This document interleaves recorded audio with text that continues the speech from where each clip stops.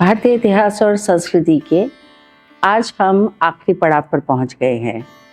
मैंने जितने भी हमारे देश से जुड़े हुए राज्यकाल रहे, राजा रहे, संस्कृतियां रहीं, उन सब का एक छोटा छोटा वर्णन आपके सामने प्रस्तुत किया है।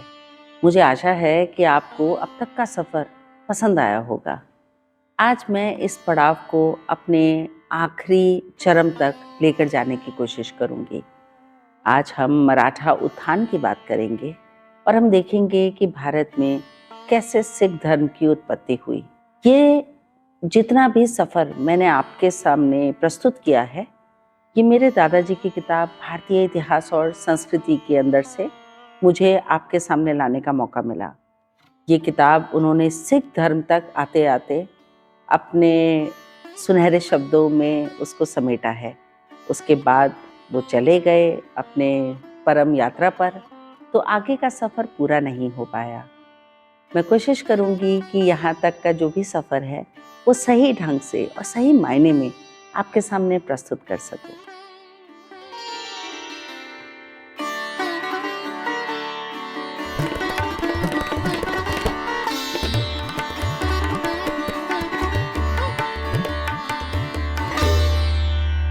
महाराष्ट्र भारत का वह त्रिभुजाकार प्रदेश है जिसके अंतर्गत पश्चिमी घाट तथा उसके पश्चिम का नीचे वाला भाग आते हैं।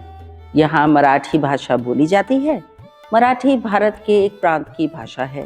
इस भाषा का उद्गम संस्कृत भाषा से है। मराठा वह जाति है जिसकी भाषा मराठी है और वह महाराष्ट्र में रहती है। इस प्रदेश की भूमि उर्वर नहीं है। यहाँ परिश्रमी लोग रहते हैं। ये व्यवहार में सरल तथा सादगी पसंद हैं। इन्हें अपनी आजीविका के लिए कठिन परिश्रम करना होता है। ये लोग संघर्षशील तथा कठिन परिश्रमी होते हैं। यह प्रदेश पर्वतीय है और दक्षिणी पठार के बाजू में स्थित है। इस भूभाग तक पहुंचने के रास्ते सीधे साधे नहीं हैं। वे अत्यंत दुर्गम हैं, कठिन साध्य। यहाँ के स्वतंत्रता प्रेमी मराठों ने अपने सुदृढ़ दुर्गों का निर्माण किया हुआ था। यहाँ के सरदार अपनी सुरक्षार्थ सेनाएं भी गठित करते थे। इनकी सेनाओं में अधिकांश अश्वारोही सैनिक थे जो उबड़ खाबड़ मार्गों पर सुगमता से यात्राओं के अभ्यस्त थे। यह सैनिक छापामार युद्ध कला में अपना सानी नहीं रखते थे। इन सैनिकों का जीवन सुचारू करने के लिए इन्होंने पहला उपाय यह निकाला कि ये दक्षिण के मुसलमान राज्यों से धन लेकर उनके सहायतार्थ युद्ध करने में तत्पर हो गए। दूसरा साधन यह था कि ये अपनी अपनी सैनिक टुकड़ियां लेकर पास पड़ोस के राज्यों में लूट खसोट करके धन अर्जित करते थे। जो अपने भूभागों की सुरक्षा चाहते थे उन्हें चौथ यानी उपज का चौथा भाग अथवा सरदेशमुखी अर्थात 10वां भाग देना पड़ता था। जो राज्य ये कर अदा कर देते थे उनको आक्रमणों से मुक्ति मिल जाती थी। इस आय में वृद्धि के लिए मराठों को पर्याप्त सुअवसर प्राप्त हुआ, क्योंकि यह वह समय था जब बहमनी राज्य छिन्न भिन्न होकर 5 भागों में विभक्त हो गया था। इन छोटे 5 राज्यों में आपसी संघर्ष निरंतर चलता रहता था। उसी समय दक्षिण के शिया राज्यों पर एक अन्य कहर यह टूटा कि मुगल सम्राटों की दृष्टि भी इन राज्यों पर पड़ गई और उन्होंने अपने साम्राज्य को दक्षिण तक विस्तृत करने की योजना बनाई। मुगल बीजापुर तथा गोलकुंड इत्यादि राज्यों को एक दूसरे के विरुद्ध भड़काने तथा उन्हें सैनिक सहायता पहुंचाने लगे। वे उन्हें उन्मूलित करने की फिराक में थे। महाराष्ट्र के स्वतंत्रता संग्राम में शिवाजी के पिता शाहजी भोसले का नाम सर्वप्रथम लिया जाएगा। वह इस भावना के उत्थान में अग्रणीय थे। वह अपने आप को सिसोदिया वंश का क्षत्रिय कहा करते थे। जब अलाउद्दीन खिलजी ने मेवाड़ पर अधिकार स्थापित किया तो शाहजी के पूर्वज दक्षिण चले गए थे। वे लोग महाराष्ट्र में जाकर बस गए थे। यह प्रमाणित करता है कि उनकी नसों में राणा लोगों का ही रक्त विद्यमान था। शाहजी के शरीर में चित्तौड़ के स्वतंत्रता पुजारी राजाओं का औज मौजूद था। इनका भोसले नाम 2 कारणों से पड़ा। पहला कारण यह कि इनके वंश में एक आदमी का नाम भोजली था। उसी के नाम को लेकर यह भोसले कहे गए। दूसरा कारण यह भी कहा जाता है कि भोसे नाम के ग्राम में निवास करते थे, अतः इन्हें भोसले कहा गया। शाहजी के पिता का नाम मालौजी भोसले था। शाहजी का जन्म 25 मार्च 1584 में हुआ। वयस्क होने पर इनका जीजाबाई से शुभ विवाह संपन्न हुआ। जीजाबाई अत्यंत कर्तव्यपरायण, सचरित्र तथा धार्मिक प्रवृत्तियों की महिला थी। वह सिंहखेड़ के प्रसिद्ध जमींदार लखूजी की पुत्री थी। जीजाबाई के चरित्र में प्रतिष्ठित वंश की पुत्री होने के कारण शालीनता, सज्जनता और सुशीलता कूट-कूट कर भरी थी। 16 फरवरी 1630 ईस्वी में शिवाजी का जन्म जुन्नर के पास शिवनेर के पहाड़ी दुर्गों में हुआ था। शिवाजी के पिता शाहजी भोसले मेवाड़ के सिसोदिया वंशीय क्षत्रिय थे। उनकी माता जीजाबाई देवगिरी के याद वंशीय क्षत्रियों के घराने से थी। शिवाजी की नसों में 2 प्राचीन राजवंशों का रक्त था। उन्हें अपने पुरखों की वीरता और साहसपूर्ण गाथाएं स्मरण थी और वह स्वयं को उन्हीं की गौरवपूर्ण श्रृंखला का एक अमूल्य रत्न बनाने को कटिबद्ध थे। शाहजी बीजापुर सुल्तान के यहाँ कार्यरत रहे, इसलिए वह पूना की अपनी जागीर की देखभाल नहीं कर सकते थे। इसके अलावा उन्होंने एक अन्य युवती से अपना विवाह संबंध स्थापित कर लिया था। वह उसी के साथ अपनी कर्नाटक की नई जागीर पर चले गए। उनको अधिकांश रहना वहीं होता था। इससे शिवाजी अकेले अपनी माता जीजाबाई के पास रह गए और उनके पालन पोषण का भार भी उन्हीं को सहन करना पड़ा। जीजाबाई योग्य, गुणवती, शिक्षित महिला थी, उच्च चरित्र तथा आदर्श वाली। उनकी प्रवृत्ति धार्मिक थी। गौ और ब्राह्मण दोनों उसकी श्रद्धा के पात्र थे। वह पूजा करती थी इनकी। वह हिंदू सभ्यता और संस्कृति की अनन्य पुजारिन थी। जीजाबाई के इस उच्च भारतीय चरित्र ने बाल्यकाल से ही शिवाजी को प्रभावित कर अपने रूप में ढाला। जीजाबाई शिवाजी को प्राचीन वीरों की ओजपूर्ण कहानियां सुनाया करती थी। शिवाजी वे कहानियां बड़े ध्यान से सुनता था। उन कहानियों का उसके जीवन निर्माण पर प्रभाव पड़ता। उसका व्यक्तित्व एक निश्चित रूप धारण करने की दिशा में क्रियाशील बनता। माता जीजाबाई की धार्मिक प्रवृत्ति से प्रभावित हो शिवाजी भी हिंदू धर्म में विशेष आस्थावान बन गया। उसका धार्मिक कार्यों में अनुराग उत्पन्न हुआ। इस प्रकार शिवाजी की माता ने शिवाजी को मात्र जन्म ही नहीं दिया, वरन उसके मन में देश तथा जाति में अगाध प्रेम भी उत्पन्न किया। माता ने उसे देशभक्त, जाति भवन तथा धर्मभक्त बनाया। शिवाजी का जीवन एक जागीरदार के उस पुत्र के रूप में आरंभ हुआ जिसे पिता का संरक्षण प्राप्त न होने पर अपने चरित्र को स्वयं देशादनी पड़ी। उनका जीवन लूटमार से आरंभ हुआ और अंतकाल तक यही उनकी नियति बनी रही। एक समय वह आया जब वह पर्याप्त विशाल भूभाग के स्वामी बन गए। उन्होंने महाराष्ट्र में विशाल हिंदू राज्य स्थापित करने की अपनी कल्पना साकार की। वह एक स्वतंत्र शासक थे और शासक के पूर्ण अधिकार उन्हें प्राप्त थे। यह सब होने पर भी उनका राजतिलक न होने के कारण उन्हें एक जागीरदार के मात्र विद्रोही लुटेरे पुत्र की संज्ञा दी जाती थी। उन्हें हिंदुओं का वास्तविक सम्राट कहलाने और हिंदू राज्य स्थापित करने वाला स्वीकार करने के लिए उनका वास्तविक राज्याभिषेक होना नितांत आवश्यक हो गया था। उनका राज्याभिषेक उनके नैतिक उत्थान और साम्राज्य को वैधानिकता प्रदान करने के लिए भी आवश्यक था। उनके द्वारा की गई संधियों और समझौतों को मान्यता प्रदान करने के लिए भी राजतिलक आवश्यक बनता था। इसलिए 1674 ईस्वी में रायगढ़ में हिंदू समिति से धूमधाम के साथ शिवाजी का राज्याभिषेक हुआ। शिवाजी ने रायगढ़ को अपनी राजधानी बनाया। अब वह वास्तविक छत्रपति शिवाजी थे। उनका साम्राज्य स्वनिर्मित था। उन्होंने जिस उद्देश्य का संकल्प लिया उसे कार्यरूप में परिणत कर दिखाया। शिवाजी मात्र सैनिक गुणों से ही संपन्न नहीं थे, उनमें प्रशासनिक गुण भी अथाह थे। वह एक सफल उच्च कोटि के प्रशासक थे। वह एक महान शासक भी थे। उन्होंने महाराष्ट्र में जिस साम्राज्य को स्थापित किया उसके शासन को समुचित व्यवस्था प्रदान की। शिवाजी की शक्ति उनकी सैन्य व्यवस्था में केंद्रित थी। उसके बल से उन्होंने विशाल साम्राज्य स्थापित किया। वह अपने सैन्य संगठन को सर्वाधिक महत्वपूर्ण मानकर उस पर सर्वोच्च प्राथमिकता से ध्यान देते थे। पहले मराठा सैनिक 6 महीने सेना तथा 6 महीने खेतों में काम करते थे। शिवाजी ने इस व्यवस्था को समाप्त कर 12 महीने राज्य सेवा में रहने वाले व्यक्तियों की सेना में नियुक्ति की। शिवाजी का संपूर्ण जीवन युद्ध करके व्यतीत हुआ। इन युद्धों के संचालनार्थ पर्याप्त धन की आवश्यकता रहती थी। उन्होंने धनाभाव की पूर्ति के लिए जमींदारी को समाप्त कर प्रजा से सीधा संबंध बनाने की व्यवस्था कायम की। किसानों की अपनी उपज का 30% भूमि कर स्वरूप देना होता था। किसान यह कर अनाज अथवा नकद राशि दोनों ही रूप में दे सकते थे। उन्होंने भूमि का नाप कराकर लगान निश्चित कराए। उन्होंने किसानों को आधिकारिक सुविधा प्रदान की। शिवाजी की न्याय व्यवस्था हिंदू धर्म शास्त्रों पर आधारित थी। हिंदू शास्त्रों के अनुसार न्याय किया जाता था। न्यायाधीश के पद पर ब्राह्मण नियुक्त किया जाता था। न्यायाधीश दीवानी तथा फौजदारी दोनों प्रकार के मुकदमे लेता था। फौजदारी के मुकदमे एक अन्य पदाधिकारी की अदालत में भी जाते थे, जो पटेल कहलाता था।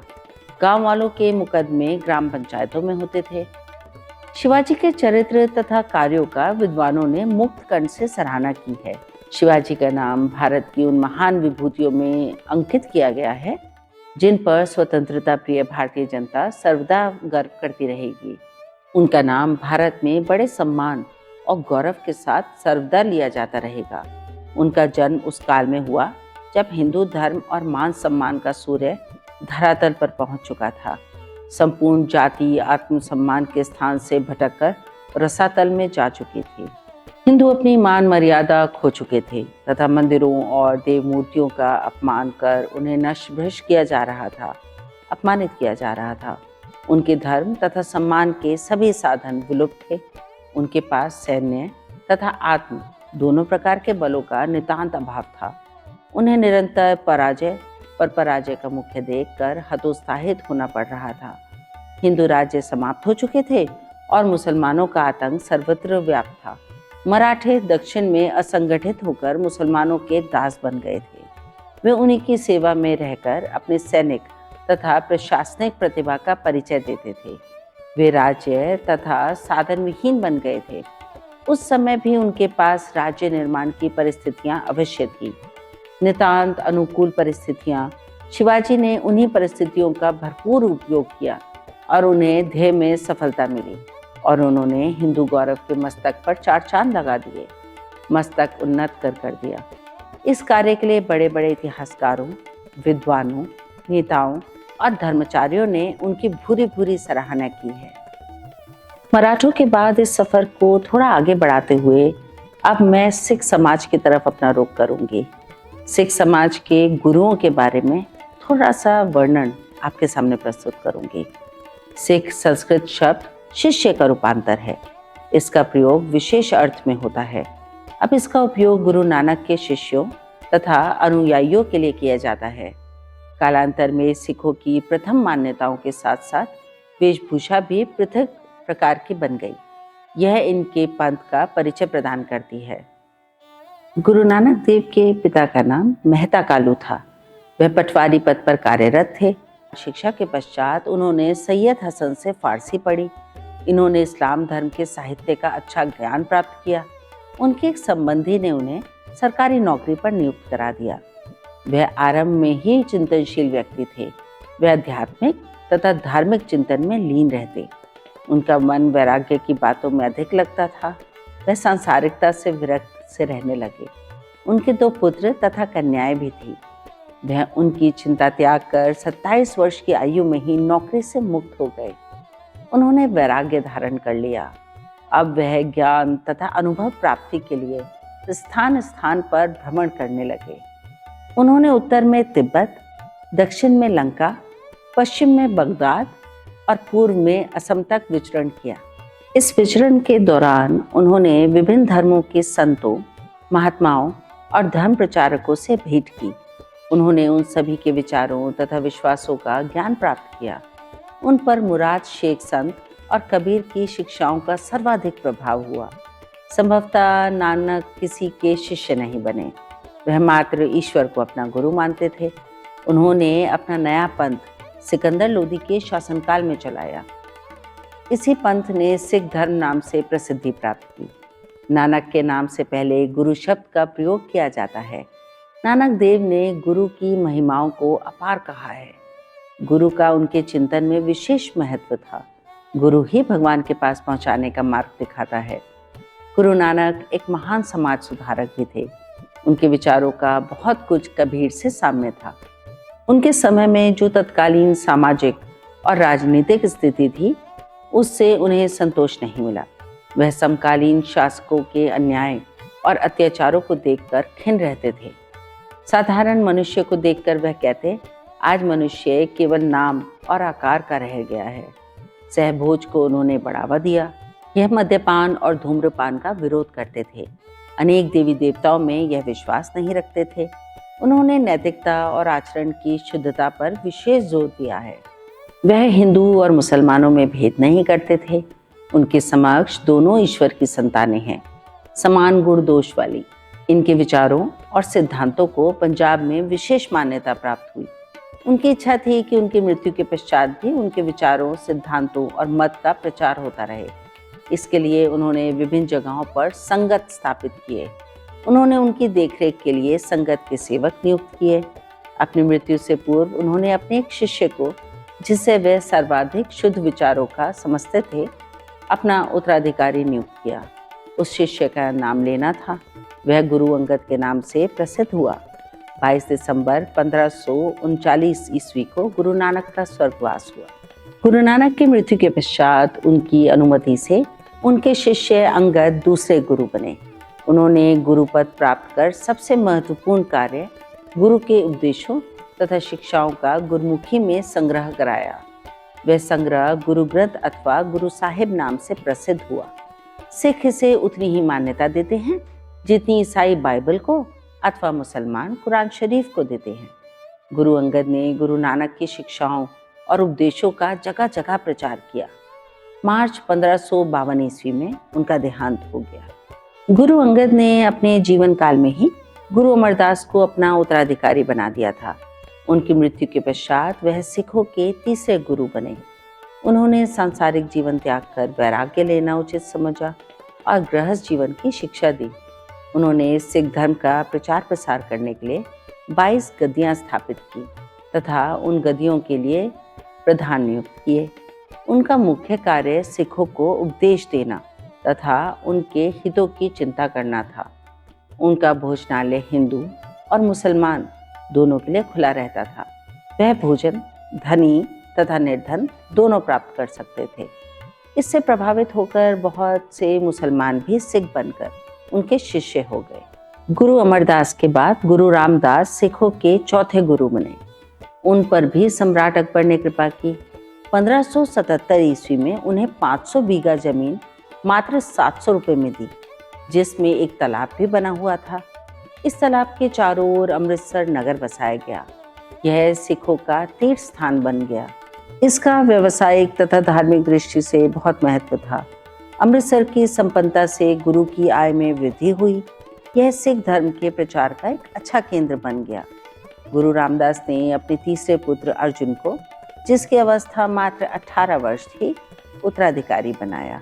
अपने पिता की मृत्यु के पश्चात अर्जुन 18 वर्ष की आयु में गुरु की गद्दी पर आसीन हुए। उनके भाइयों ने उनका पर्याप्त विरोध किया, परंतु गुरु ने बड़े धैर्य और शांति से काम लिया। उन्होंने बिना उत्तेजित हुए विरोधों को सहन किया। गुरु अर्जुन का सबसे मुख्य कार्य यह था कि उन्होंने अपने से पहले गुरुओं तथा अपनी शिक्षाओं का संकलन तैयार कराया। उसमें कम से कम 5 मुसलमान तथा 10 हिंदू संतों के उपदेशों का संकलन है। उन्होंने इसे आदि ग्रंथ कहा। इससे सिख धर्म में वही पवित्र स्थान प्राप्त है जो इस्लाम में कुरान तथा ईसाइयों में बाइबल की है। हिंदू धर्म में गीता और वेदों का भी वही सम्मान है। 1624 ईस्वी में अमृतसर के स्वर्ण मंदिर में इस ग्रंथ की स्थापना हुई। गुरु अर्जुन ने सिख धर्म को महान गौरव प्रदान किया। गुरु अर्जुन के पश्चात उनके पुत्र हरगोविंद ने गुरु पद ग्रहण किया। गद्दी पर आसीन होते समय उनकी आयु मात्र 11 वर्ष की थी। इतनी कम आयु होने पर भी वह अपार साहसी और संकल्पी थे। उन्होंने गद्दी पर स्थान ग्रहण करते ही सिखों को सैनिक शक्ति में परिवर्तित करना आरंभ कर दिया। वह स्वयं भी 2 तलवार धारण करके एक सैनिक बन गए। ये 2 तलवारें आध्यात्मिक थीं कि वे सिखों से धन के रूप में दान लेने के स्थान पर अस्त्र शस्त्र और घोड़ों के रूप में दान लें। गुरु हरगोविंद के पश्चात उनके बड़े पुत्र हरिराय ने गुरुपद संभाला। वह नितांत शांत स्वभाव के थे। उनके गुरुपद के काल में मुगलों से उनका कोई झगड़ा नहीं हुआ। उनका 1664 ईस्वी में करतारपुर में देहांत हो गया। गुरु हरि राय के पश्चात हरि कृष्ण गुरु बने। वह बहुत अल्पकाल जीवित रह पाए। उनके समय में शांति रही और उनके काल की कोई महत्वपूर्ण घटना खास नहीं है। सन 1664 ईस्वी में वह स्वर्गवासी हो गए। गुरु हरकृष्ण की मृत्यु के बाद गुरुपद के झगड़े की स्थिति बनी। अंत में उनके छोटे लड़के को, जिनका नाम तेग बहादुर था, बहुमत ने गुरु बनाया। गुरु तेग बहादुर का पद संभालते ही मुगल शासक औरंगजेब से झगड़ा छिड़ गया। औरंगजेब का हिंदू विरोधी कुचक्र गतिशील था। उसने सिखों के पूजा स्थलों को भी अपना लक्ष्य बनाया। गुरु तेग बहादुर ने इसका विरोध किया तो औरंगजेब ने उन्हें दिल्ली बुलवाया तथा मुसलमान धर्म स्वीकार करने को कहा। गुरु ने इसे स्वीकार नहीं किया तो उन्हें अनेक यातनाएं देकर सन 1675 ईस्वी में मृत्यु दंड दिया गया।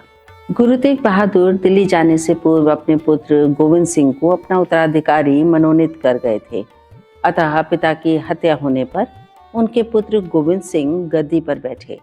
उनकी आयु उस समय मात्र 15 वर्ष की थी। वह बड़े वीर और साहसी थे। उन्होंने अपने पिता की हत्या का बदला लेने का संकल्प किया। उन्होंने सिखों को संगठित करने की दिशा में ध्यान दिया। उन्होंने सर्वप्रथम जाति प्रथा समाप्त की। उन्होंने अपने संगठित दल का नाम खालसा रखा, अर्थात ईश्वर द्वारा चुना हुआ दल। इसका व्यवहारिक अर्थ संघ ही मानना चाहिए। उन्होंने सिखों के लिए केश, कच्छ, कंकड़, कंघा और कृपाण को रखना अनिवार्य बनाया। गुरु गोविंद सिंह सिखों के मात्र धार्मिक गुरु न रहकर सैन्य संचालक भी बन गए। उन्होंने अपने अनुयायियों को सैनिक शिक्षा में निपुण बनाना आरंभ कर दिया। भारतीय इतिहास और संस्कृति के अपने इतने लंबे सफ़र को मैं गुरुओं की शिक्षा के साथ यहीं समाप्त करती हूँ, इस आशा के साथ कि भारत की जो संस्कृति है, जो इतनी खूबसूरत है, इतनी प्रेममयी है, उसमें कभी किसी प्रकार का भेदभाव ना हो। हम सर्व धर्म की सम्मान करें, हम हर जाति, हर वर्ण के लोगों का सम्मान करें, हम किसी को भी ऊंच और नीच के दायरे में नहीं तोलें। भारत अपने आप में एक विशाल भूमि है, ऐसी भूमि है जो स्वर्णिम शब्दों में लिखी गई है और जिसका भविष्य भी स्वर्णिम ही होने वाला है। मैं इति त्यागी अपनी वाणी को विराम देते हुए आपसे आज्ञा चाहती हूँ और आशा करती हूँ कि आने वाले समय में कुछ और इतिहास के पन्नों से स्वर्ण कमल निकालकर आपके सामने शायद ला पाऊँ। मैं तब तक के लिए आपसे आज्ञा चाहती हूँ। नमस्कार।